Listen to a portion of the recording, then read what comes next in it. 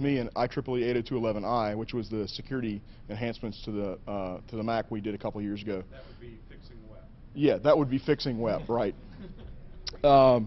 And so I felt Russ would be a good representative because he also is very, very active in the IETF. At the time that I approached him, he was the... Hey, great. So we'll deal with that in a second. Russ was the chair of the, or excuse me, the security area director, correct? And Russ is no longer the security area director. As of last Wednesday, Russ is the chairman of the IETF. So we have a luminary on the panel. So. I apologize in advance. So the way this is my one and only slide, and it was created about 5 minutes ago as we walked in the room. The way this started is this gentleman and I were at the summit. We have to recreate this. Yeah, okay. We have to recreate this. We're at the summit At DEF CON. At DEF CON, and I walked up to Render and we started talking about CalPatty, which is a tool which does an offline dictionary tag against the WPA passphrase. And you know, nice piece of work and so forth and so on. And you know, by the way, we saw this coming and anticipated it, and there's a white paper out that documents that if you're interested. And his basic response was, what the hell are these guys thinking in the standards bodies? so you go. Of course, so as usual, I end up putting my foot in my mouth because, you know, Al puts up his hand and it's like, yeah, I was on that standards body. So I'm like, okay, what's the next step? Do I start running? How does this work? He is bigger than you. Most people are. So the whole thing started just, you know, I go talk to Al, put my foot in my mouth, but the ensuing conversation, because he's like, no, you know, I want to answer that. This is actually, you know, he actually had some really good answers for me and answered a lot of other questions. And just, you know, we were talking about it afterwards, and it's like we wanted to share, you know, this kind of information with everybody. And, you know, we just built up a drunken conversation into a convention talk. So, all right. So, what were we thinking? And so I guess Render's big question was, how in the world could we spend, what, 3 years, Russ? Yeah. 3 years working on 11i and still leave a TKIP denial of service attack, still leave unprotected management frames, still leave an offline dictionary attack against the WPA phrase, right? My whole perspective. Didn't find all the stuff we left yet. That's comforting. No, my perspective is, you know, end user. You know, we're sitting here, we got jobs, you know, we're pushing bits around, you know, secure and stuff, and some group high and mighty with, you know, letters and numbers says, you know, we are the IETF or IEEE or whatever, you know, we've determined this is the standard, and it's, you know, handed down, you know, however the chain is, and suddenly, you know, we're the ones that are left to implement it, we're left to run it, but yeah, we never see up into that, you know, Crystal Palace up there. We don't know really what's going on. So as a user, I'm sitting here thinking, there's a wonderful line in 802.11i dealing with Michael countermeasures. Every frame has a checksum attached to it, so that if there's more than 2 bad checksums within 60 seconds on a WPA2 protected network, the radio turns off for 60 seconds while it recalculates everything and The spec says it's supposed to. Okay.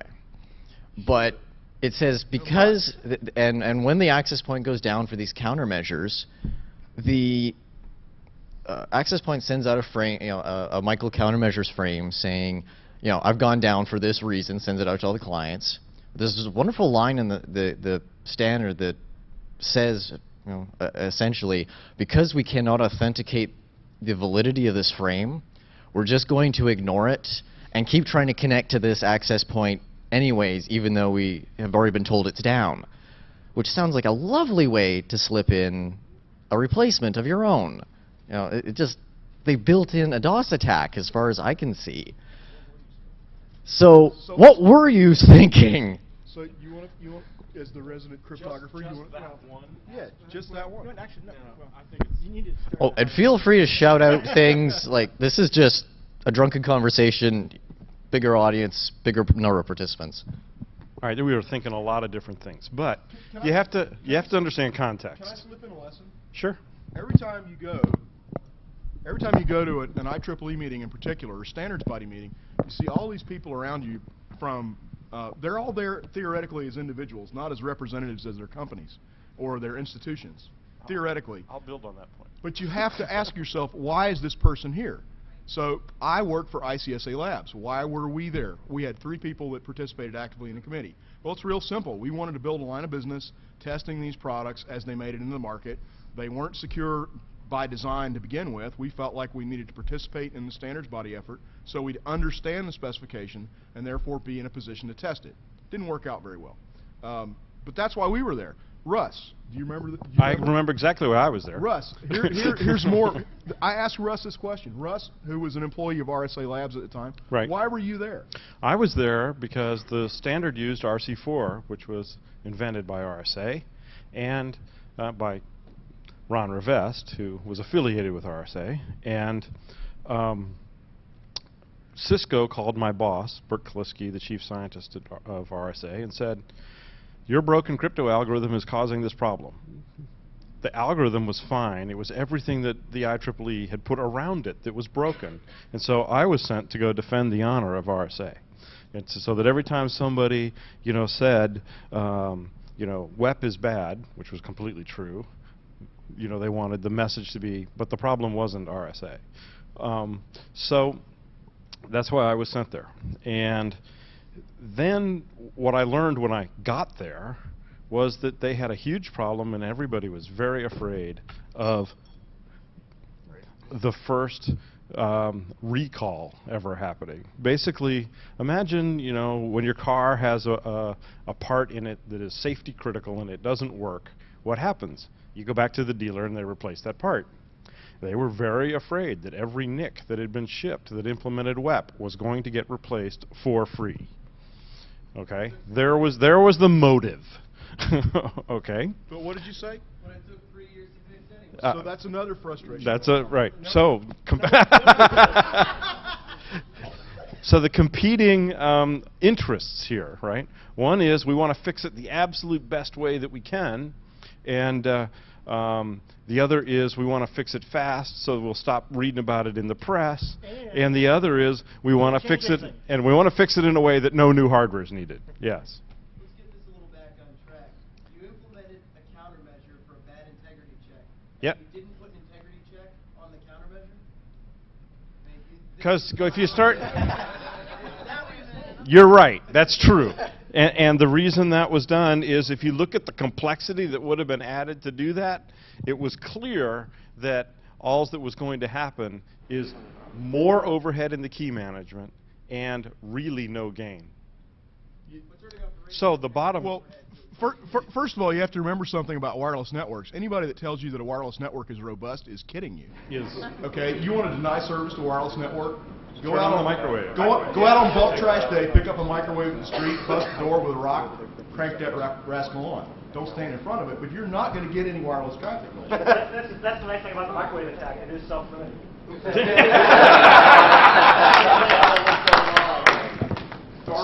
So as a result, what we ended up with was a near-term solution and a long-term solution, which are marketed as WPA, WPA2, which have to do with what's the best I can do that will work on all the vendors' shipped hardware.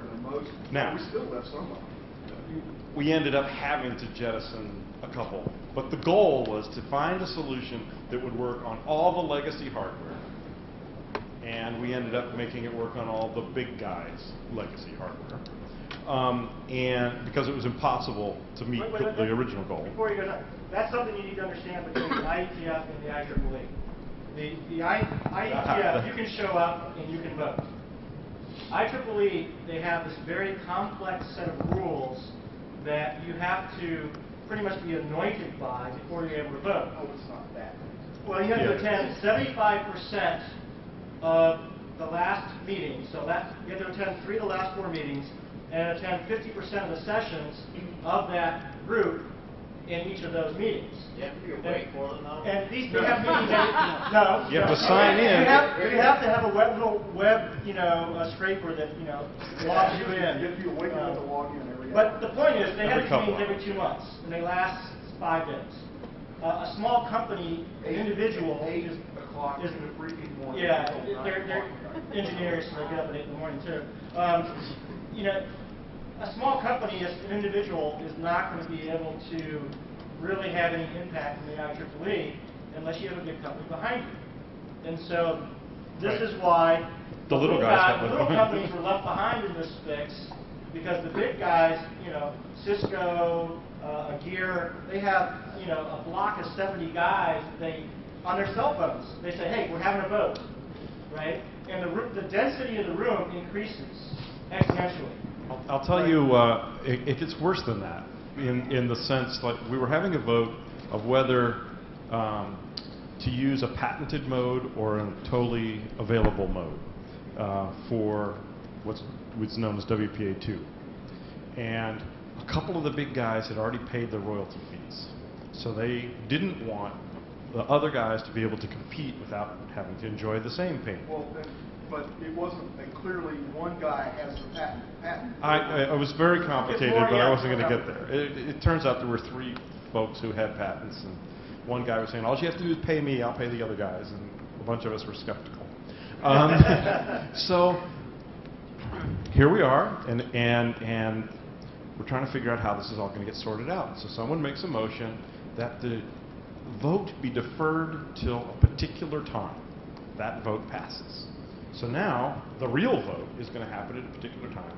About 2 minutes before that vote, in a room about like this, lots of chairs empty. Time of the vote, every chair is full, standing room only. Take the vote. The ballot hands are counted. Poof, everybody left. So the guys had, there was all kinds of stuff going on to make sure that your hardware that you either are already shipping or is late in the design phase is not wrecked by some decision that a bunch of people made. So this is a symptom of the 802 space is the chip vendors have the biggest say, because the reason is they send the most people and they coerce their partners into coming and supporting the votes, the strategic votes in the same way.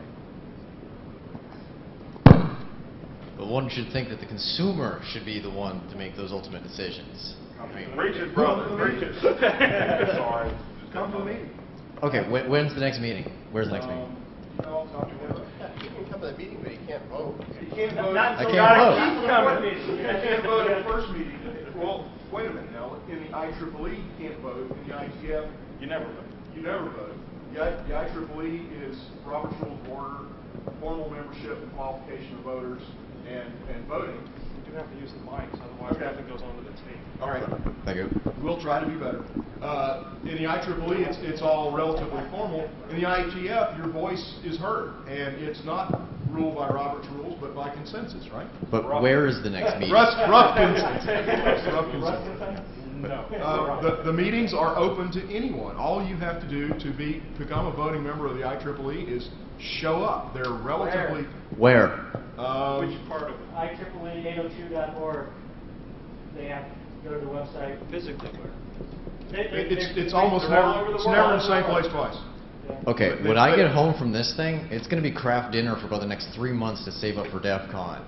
And looking at the website, it's like Houston, Seattle, San Francisco, Prague or whatever. Go Yeah. back to the comment about the little guys participating in the IEEE meeting. Bingo. How are the little guys supposed to do this Yeah. when, yeah. Well, you can, and there are individuals who do participate, but Sponsors. they find a sponsor. Russ, Mhm. for the past, 2-3 years now, you've been an individual consultant. So yeah, and Bye. that's another interesting little thing about the IEEE is you'll see a lot of consultants running around. No offense here, Russ, because I know you weren't one of these guys, but it'll say XYZ Incorporated on the badge, but they're really being paid by one of the big guys, and a lot of times the big guys will use these small individual consultants to derail a particular aspect of the standard. They're hiring it- Ronin. in a way without, So they're hiring Ronin. So it doesn't taint their brain. Exactly. It gives them deniability, So, Question over anyway. here. So it seems like there are a lot of folks at the standard body who are there to satisfy their own objective. I want to make sure that my company doesn't look bad. I want to make Right. sure Or my that I company don't look doesn't bad. get screwed over Or because I want to their inject hardware's bad up. stuff here because is there anybody there taking ownership for, hey, I actually want to make something that works? Or you left one out, well- or I want to get my company's intellectual property in the standard as a must and collect royalties. The people are there to make things work because they want to make money, right? I mean, that's the fundamental goal of the standard is for these guys to be able to make money, whether by having their IP, included into the standard so they can get a recurring revenue tail, from the patent royalties, or to, allow their design to have some advantage. The standards are not for the people. They're not for the people that are going to be using this stuff, right? It's so the companies that are there participating in the standard can make money. And the IEEE along the same line makes money. That's why they do it. Question? So I have a very rookie question here, right? Doesn't this define the whole purpose of a standard body? Why can't the vendors just have a working group and decide the standards as opposed to a neutral? No such thing as an open standard. Repeat the Right, question. Okay. Standards are not open. Okay, so the question was, doesn't this defeat the whole purpose of having a standards body? Isn't the whole point to generate something that people want to use? And the answer is yes and no. Obviously, .11 has been very successful. Something was developed that people want to use. You've drug this access point in here with a SSID of Shmoocon for a reason, right? It's working. Been attacked all weekend. But you put it up there because people wanted connectivity. But what It's brand work. access point is it, and how don't many know. of you have the same brand name card, and how many of you are having interoperability problems? None of you are having interoperability problems. It works, doesn't it? Right. And so the primary objective is being met. Yeah. But wait a minute, So there's a second half to the answer. We're all equally broken is the point you're making. Everything's equally No, broken. that's because you don't understand what a standard happens. A standard happens when all of the participants are equally unhappy. Right? It's true. There's no way that you're going to have a situation where one guy goes in, he's got the perfectly architected solution, and he sells it to everyone else. If that were to happen, that would be called, a consortium or something to that effect, where some large company, brought in all their shill customers and. That's not what it's about. Now, with the IETF, we really want to get perspectives from everyone, and we allow participants who are mail list only participants. And that is the attempt to make sure that it's not just the big companies' voices are heard. And sometimes it causes us great pain when, to pick a crypto example, Peter Gutman, University of Auckland, hasn't come to a meeting ever post these, these issues, and you got to go, is he just being grumpy or is he being right? And you have to figure that out. Question? Usually Peter's right. Are we done talking about Michael countermeasures for a minute? Can I Right. use the mic? Sure. I want to make sure I get this. Okay. Yes. Josh. So, I had a question, but first I wanted to read something from the 802.11 specification. So, this is. Wait a minute, you've read the spec? I have. Raise Yes. your hand if you've read the spec. Chapter and verse. How many of you actually understood it? All of it. So this piece is prominently displayed in Annex H, Section 4, subsection 1. Okay. Of 11I.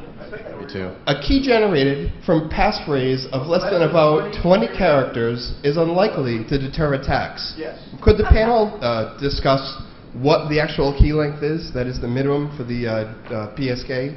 I'm moving over here. Minimum? All right, now you need some context on this one too. So what was happening at the time with web? What's the number? Quit backpedaling. Let him. Not backpedaling.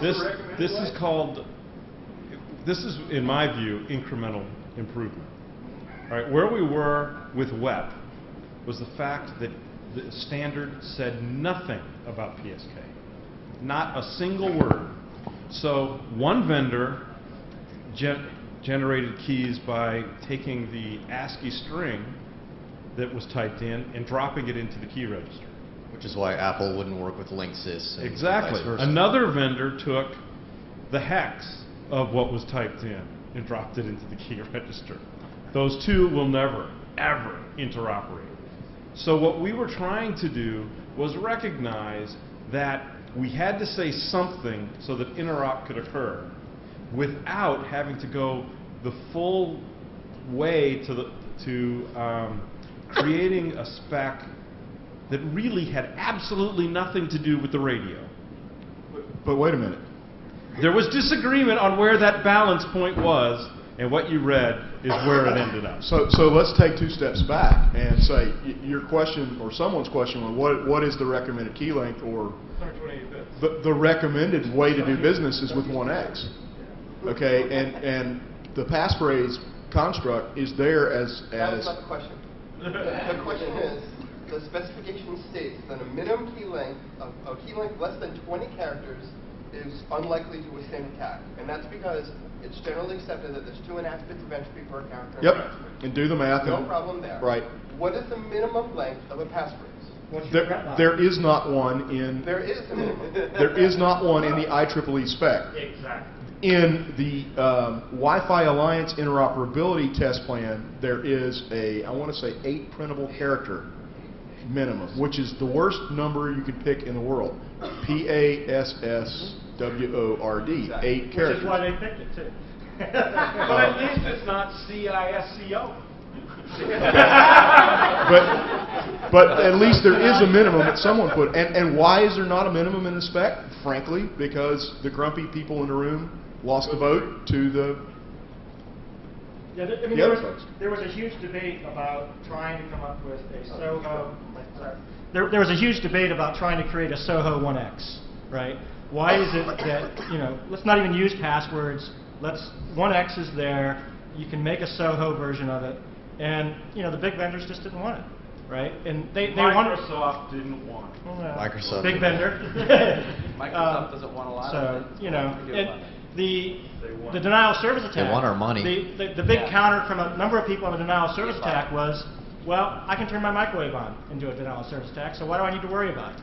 It's over and over. I mean, I was nearly standing on a table at one point about this, and the big vendors were basically saying, well, it's RF. We don't need to worry about denial of services in RF. Right. You can't fix it anyway. And they're right. They're right to a point, but then they're the same guys that are pushing this as serving enterprise traffic and stuff like that. So they're having their cake and eating it too. But the fundamental problem is, as Russ alluded to, they wanted to fix as quickly as possible that didn't require them changing hardware. As long as they could fix it in firmware. It's not a question of lazy. It's business. It's business. And back to your point about Microsoft, I want to, you brought the name up. Someone mentioned Microsoft by name. You mentioned Microsoft. And I want to make a point. If any one of you know me personally, I'm probably the biggest Microsoft hating bigot on the planet.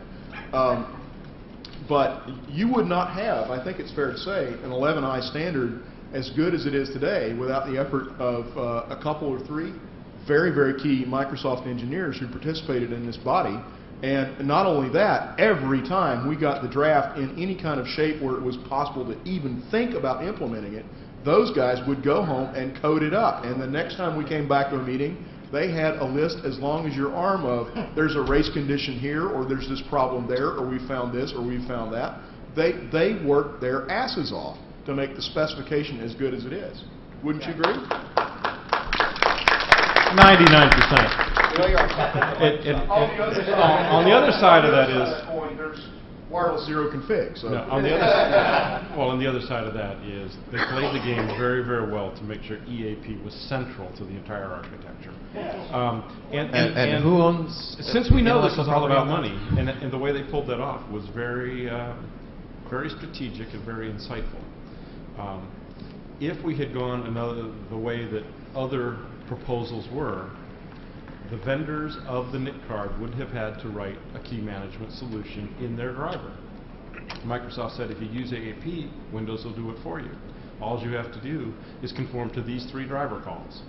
And everyone's like, go hire a bunch of engineers, write a bunch of code, debug it, interop with Microsoft anyway in a driver. Or Never screw up drivers. or just let Microsoft do it. They sold that in one meeting. That's the counterexample to your showing up with something and having everybody embrace it, right? They can't, because the argument was, here's a way you can save a pile of money. But I guess then the whole problem is that you come down to, is this like an open standard or is this a Microsoft standard? It's an open So it's standard. the same problem again. Everyone who had voting rights thought letting Microsoft control that aspect of the spec was a good idea. Well, they didn't control it. They just got to the plate with the idea, and I think it was the right idea. Perhaps. You know? That's not the It point of it. It wasn't just a Microsoft solution. The basic idea was do it this way, and the operating system vendor has to implement this part. The driver vendor writes drivers for his card, and it's a division of labor question. But what they did is raise the bar on all the other operating system vendors. Well, I think what they did too is So because of there's- the IP issues that are revolving around that piece too. But So they're there's- essentially locking everyone else out as well. But there weren't any IP issues in this No, place. there's no IP. Yeah, this was all open. No, So, I and, saw and it. at the end of the day, we've got 3 major operating system players in the world today. You've got Microsoft with Windows, you've got Apple with their stuff, and you've got all the Unixes. And guess what? We all have a 1X solution. So what's everybody bitching about? Right. Works, right? Took a while, but it works. Yeah, I know it's not perfect. No, I was in the It works, and somebody somebody in this room want to make a lot of money, go implement a cheap or free works at home 1X server. If it's free, how do I make a lot of money? Support, packaging. Oh, that's what I want. It should suck, but it should be free. How do you deploy it? So when you implemented .11i, and you chose not to protect the management frames, could you go ahead and clear that up? Was it just a time issue or Nope. a thought Clear process text management failure? frames. No, it wasn't. It was a charter question. Is this our problem? No.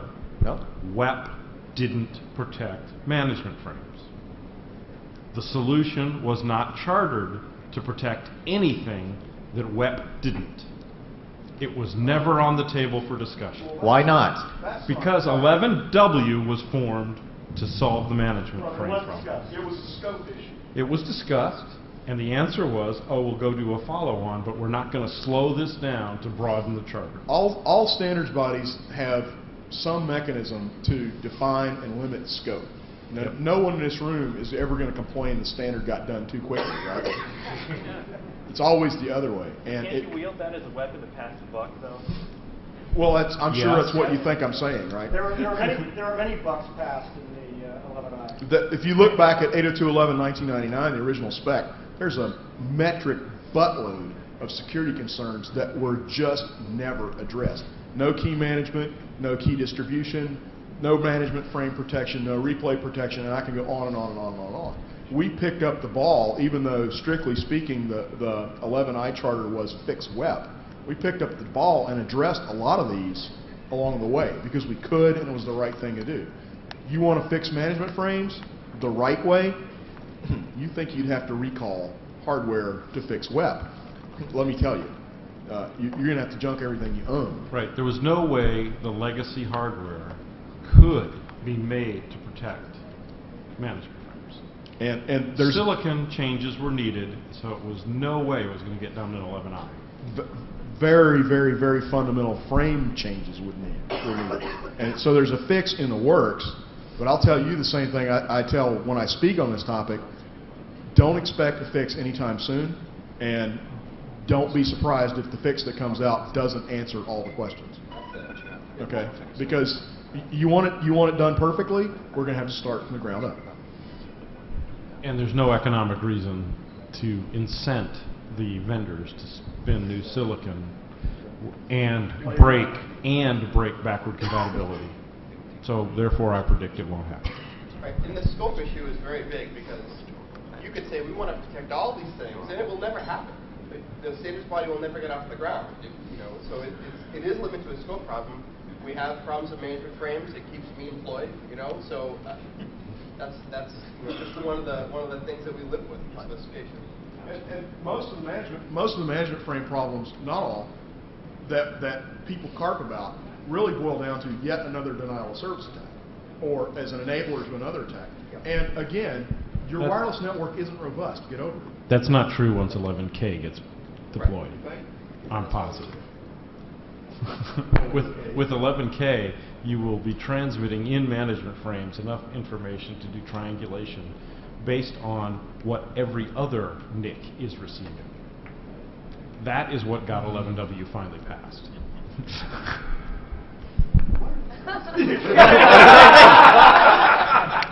Dissension among the ranks.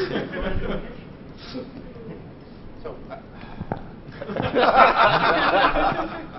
you just want to come up and share? Honorary panel member. So I went to work for a vendor a year ago, and it really opened my eyes to what the requirements are for standards bodies. And I used to say bad things about standards bodies before, and now I have a lot of respect for standards bodies. The panel here, I have a tremendous amount of respect for. You've never been to one then? So the room filling up with 5-letter company names, at the last moment, that bothers me. But It should. the people at the panel here, I have a tremendous amount of respect for. My gripe with standards bodies is that other committees don't learn from past mistakes. A couple of examples. The Bluetooth SIG decided to write their own crypto algorithm called E0.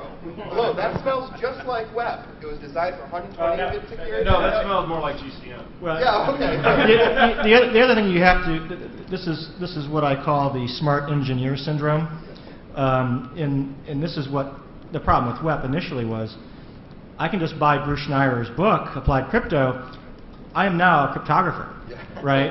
And smart engineers think, hey, well, it's simple, right? And the problem with security is, we have a balance between art and science, and the engineers are used to working just from science, for the most part, and so they don't have this notion of, well, if I do this, then maybe using codebook is probably not the best approach here in a highly high data environment.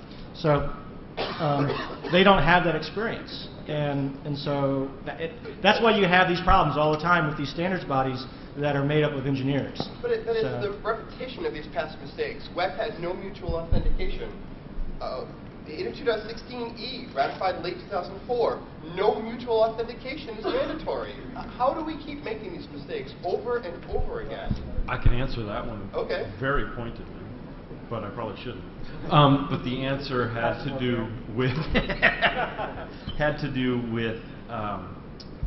a particular bid that was on the street, and they had to meet a schedule that was, because all the vendors wanted to bid on it, and they wanted to bid a thing that complied with the standard. So even though they knew it had flaws, they got enough votes to just ship it. I mean, the other is just a resource thing. There aren't that many security people worth their salt to attend all these things, right? I mean, participating in an IEEE standards process is close to a full-time job. It's probably minimum 75%. If you get active and you're actually trying to help, it is a full-time job. So there just aren't enough of us to go around, And number one, and number two, most of us don't want to do it, So we're getting a little lower on time, but next. Yeah. Well, I was going to make a comment, which is that WEP is, on the one hand, a classic example of a huge pileup of how not to do something. Absolutely. On the other hand, I bet college professors love it because it has every example of what not to do. I actually know a number of faculty members who are using it as an example of what not to do. On the other hand, it is wired equivalent privacy. And you have more security from web than if you plug yourself into a switch with a Cat5. Not true. But not from 300 yards away line of sight. That's not true. Because, and here, you know, if you guys walk away with a phrase you can talk to your bosses about, remember this one. To attack a wired network, unswitched or switched, you have to be able to touch the wire. Physical access. Well, that's what I said. If you can have to hear have the wires. sound of my voice, you're in radio range. You've got a wire there, then. Okay? So it's not as secure. It's not. It's a measurement of risk. That was their goal, but at the time that it was developed, they had a huge imposition to overcome, and that was export controls. Yep. So they settled on 40 bits and claimed that 40 bits was equivalent to the wire. Okay? Now we can have that argument, but let's just say that's true. They didn't reach the 40-bit mark. Mm-hmm. It's a 24-bit one. I would argue they didn't reach that. The fact that they've made no requirement whatsoever about what should be done with the initialization vector, and that every time the system started, they all picked their own place, usually zero. Zero, yeah. Meant that replay gave the exact information the attacker needed to completely destroy the system on the second time they booted. Mm-hmm. So no, I don't think that's as good as a wire. But I realize I'm being contrarian here. But Good. That's usually what makes these. But I know when I'm on a backbone that I get my security through SSL, IPsec, and other things. When I'm using web, I get my security through SSL, and it provides a no trespassing sign. Right. My counter-argument to that. John, you're bringing up the classic, if I use end-to-end encryption, I'm okay. And to some extent, that's true, but that doesn't mean that hop-by-hop security needs to be ignored as well. And it depends on how you're going. In the classic enterprise space, end-to-end is probably sufficient. But if you start to look at peer-to-peer and the other ways that wireless is now being used, hop-by-hop becomes incredibly important. Absolutely. Because now you're doing routing at layer 2, and that's something that people never really anticipated happening when these things were being done. Yep. Well, some of them anyway. I'll get to you in a second. I want to say one more thing, and that is that we're now seeing arguments in the IETF about the fact that IP addresses are in the clear when IPsec is used, and the amount of traffic analysis that permits. And everyone says, oh, well, just turn on web, or turn on .11 TKIP or CCMP or whatever.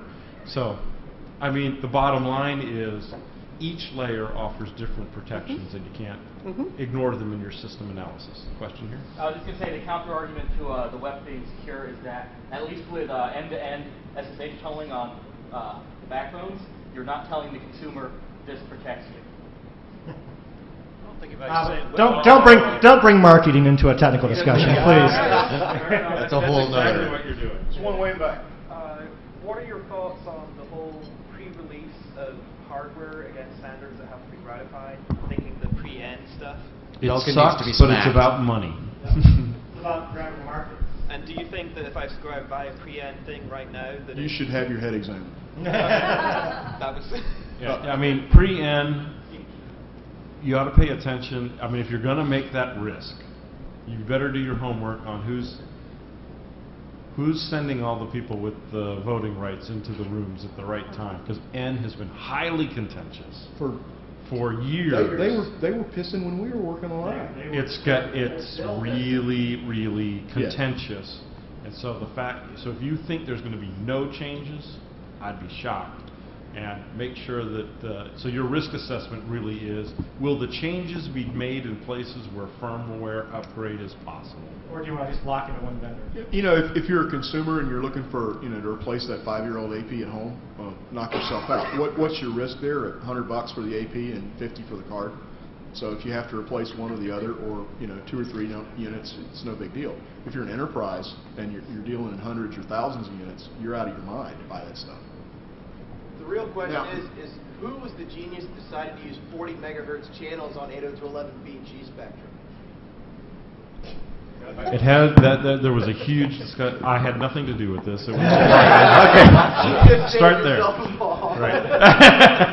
But that had to do with discussions with the FCC on where free spectrum would be available. So where do you put the second non-overlapping AP? It's not just the FCC. Remember, this is a worldwide. This is a worldwide specification. So every post and telecom authority in the world. Well, where do you put the second non-overlapping AP when it's 40 megahertz channels on BG? At node 42. There's a question over here, sir. As somebody who participates in NANOG and ARIN meetings as kind of a fixture there and routinely has to take heat from people for being, quote, part of the problem because you do not come to IBTF, which is the Internet Vendor Task Force. Thank you very much.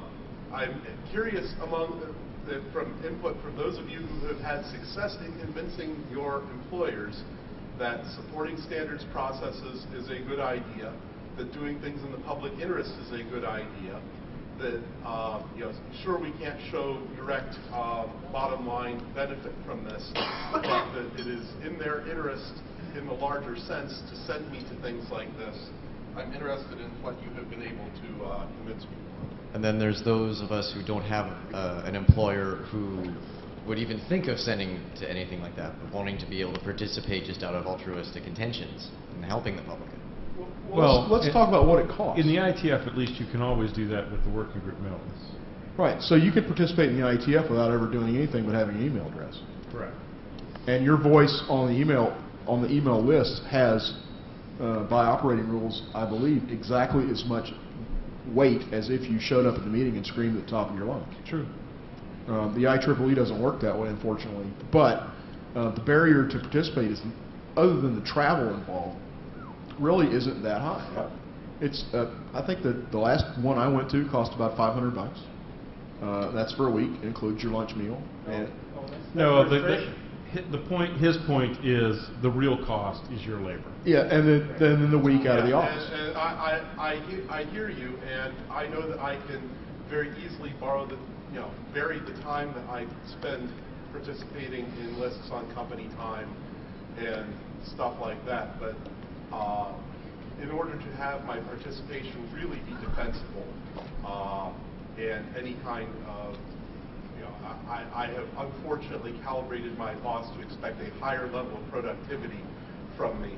I perhaps made a mistake on the way in and not slacking off enough to be able to take up these altruistic things in my copious spare time.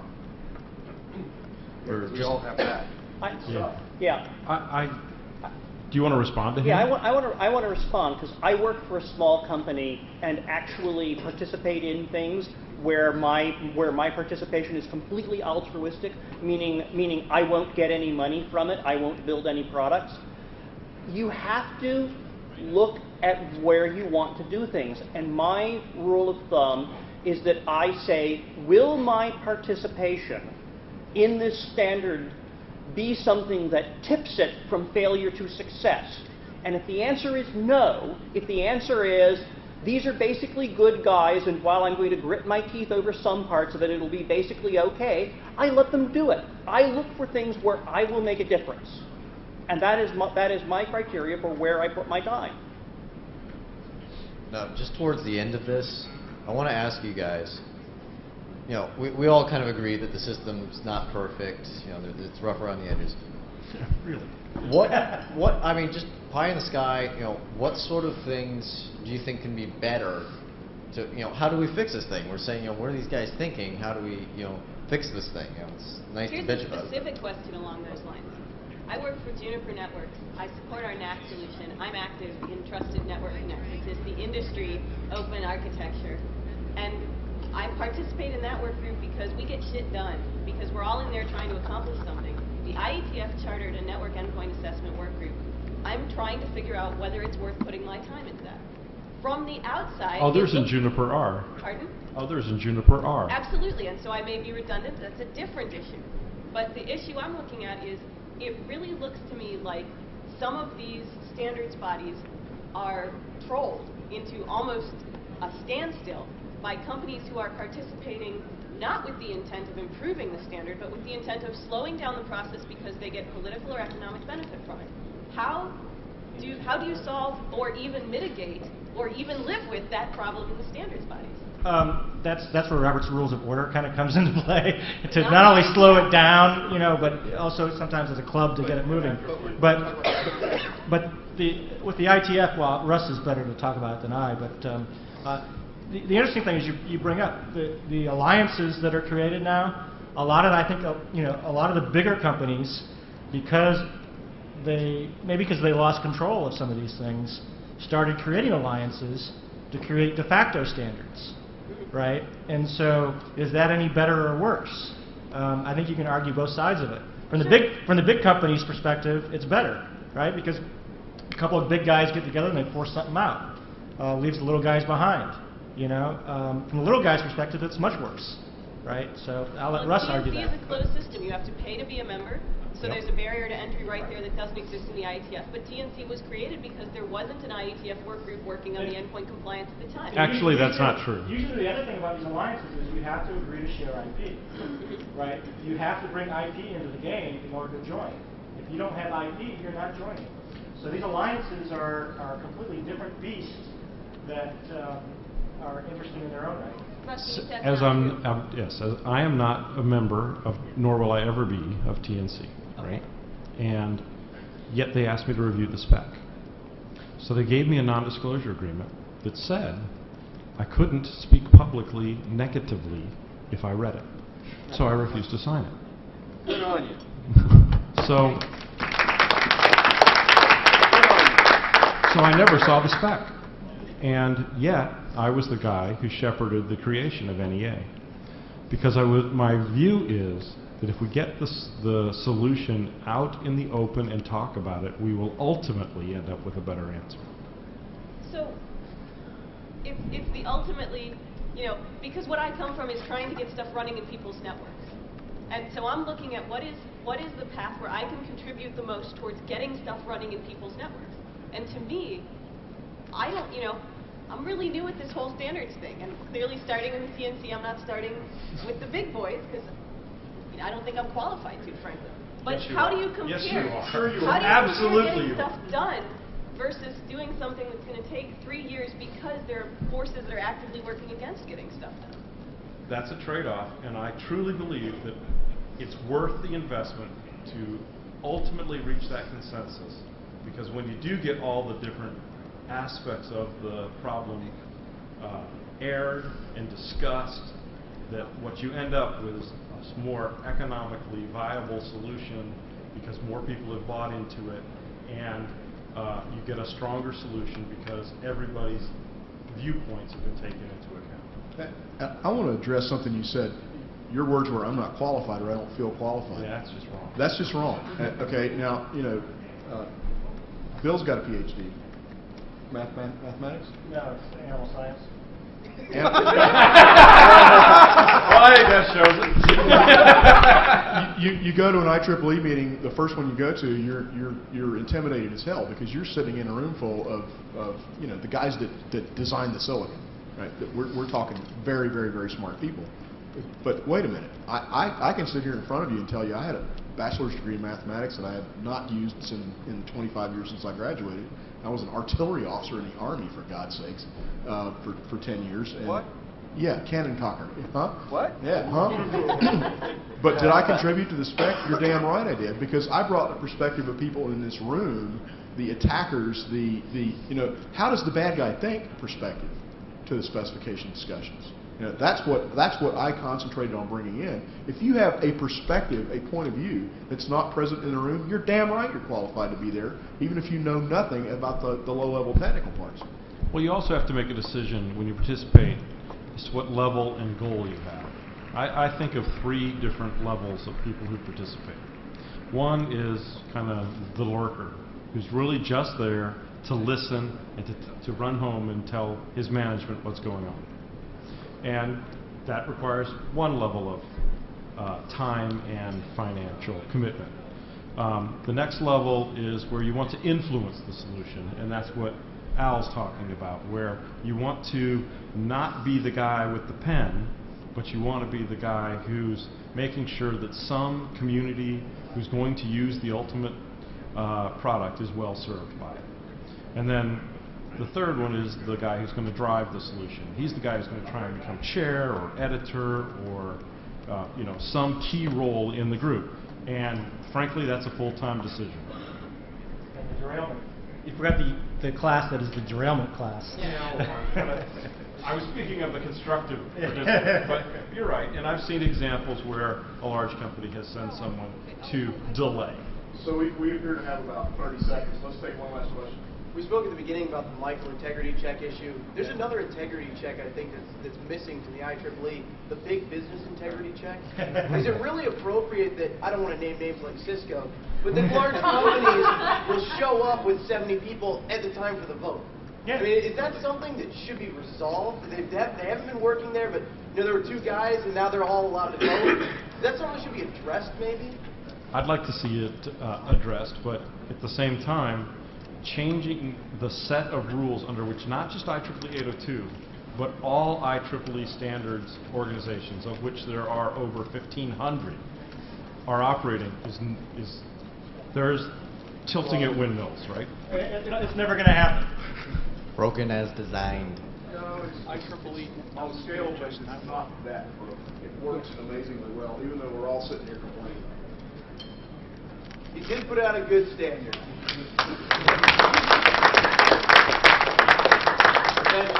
We raised the bar.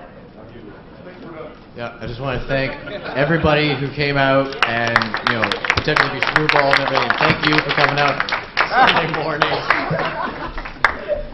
Thanks, Bill. Nobody got the hat. Nope. Next time, say That was good, but maybe you guys weren't on. You guys have been there. I totally screwed up my issue. So where you work at now? I work for the Sherp same way. I love beds. I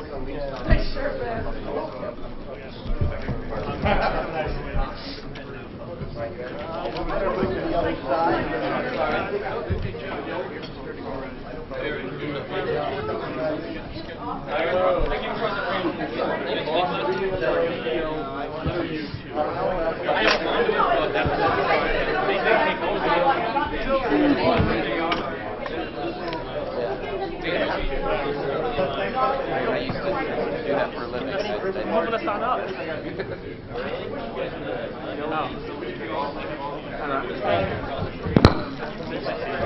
We'll do so. I will. If you're coming back, I'll just join you. You want to stay here?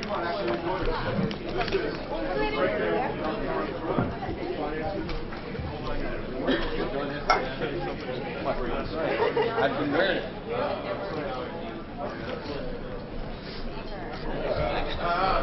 Someone was asking me for a hand job, so I said,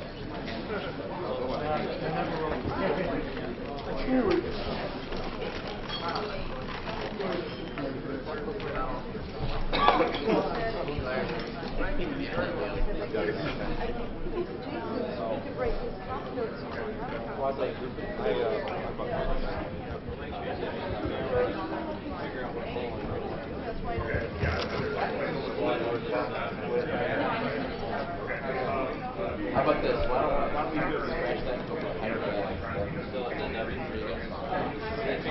R-A-D-I-S.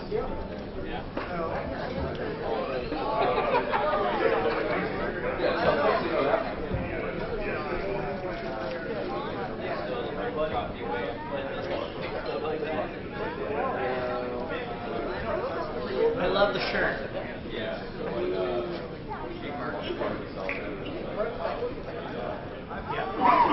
I hope you they're doing something good. No, I believe they're in the echo.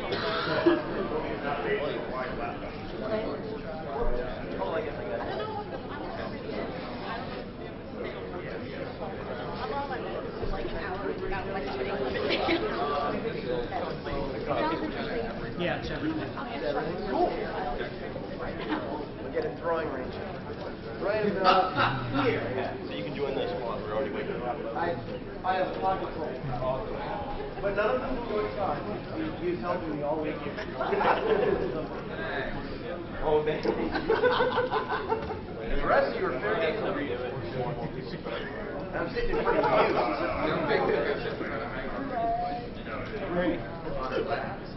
So why me? Remember though, when you let one fly, you left your hand. I tried.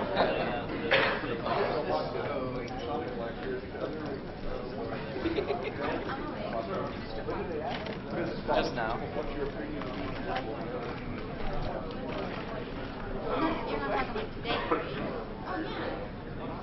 Honestly, at this point, I don't even use my name. I'll just go by Steve. Well, my name is more well known than my handle. Read this error. Because of all the stuff I do. And did the previous error involve that model? Right. Right. Yep. Breakfast of Champions. Some administrative notes before we get started. Yes. Okay. I haven't said anything, so you can answer it all you like. Right. Okay, the vendors are running contests still. Some of them I think are closing the contest down shortly after these talks end here. But if you haven't gone to the vendor booths, please go. Drop your name in. They've got some really great swag to give away, and you know, the chances are probably still pretty good that you can win if you stop by. Or if you're Renderman and maybe statistically won, he will win. He seems to win everything all the time. Is Render even here? He was here 5 minutes ago. He'll be here in a second. He's everywhere. He's nowhere. He's Renderman. The other odds and ends. Hacker Arcade, if you can, if you've been playing, please go and redeem some tokens when you get a chance. We got lots of prizes, and they're getting cheaper by the minute. And if you haven't played, please take some time to go play. Perfect opportunity is going to be in an hour when we have to take down one of the air walls in here. And so it's the air wall from day one that didn't exist on day one and exists now. They're going to go retract that and set up some more chairs. Great time to go over to Hacker Halo, or Hacker Arcade. Have I been saying Hacker Halo the whole time? No. Yeah, all right, Hacker Arcade. Yes. Shut up. Hacker Arcade, play some games, give some money to the EFF, and then go redeem them for really cool prizes, because the Ninja Ducks and the Pirate Ducks can have little battles in my tub in my room later if you want. As long as you'll join me. Nice. That's nice. Thank you. Any other announcements? Am I forgetting anything? All right. So, you want to? All right. I'm gonna kick this off then. This is the Own the Con BOF. I guess it's still technically this is a BOF. We're trying to make this interactive, as interactive as possible. This is our attempt to be transparent about what went on in the last 3 days and transparent about what went on in the last 362 days leading up to the conference. This is our opportunity to let you know all the guts and gory details of what happened, what we think went good, what we think went bad, and it's also the opportunity for you to tell us what you think went good and what you think went bad.